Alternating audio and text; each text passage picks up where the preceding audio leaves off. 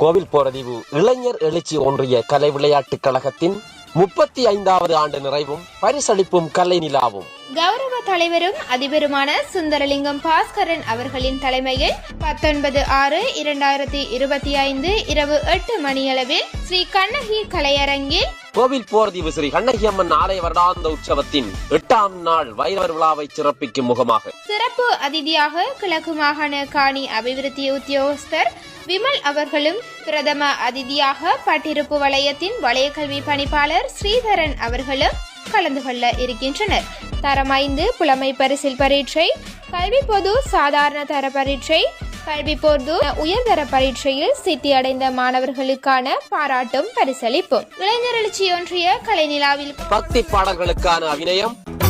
கண்மகள் கண்ணகி தாயாருக்கு பூரிப்பாய் கல்யாணம் செய்ய எண்ணி பரதநாட்டியங்கள்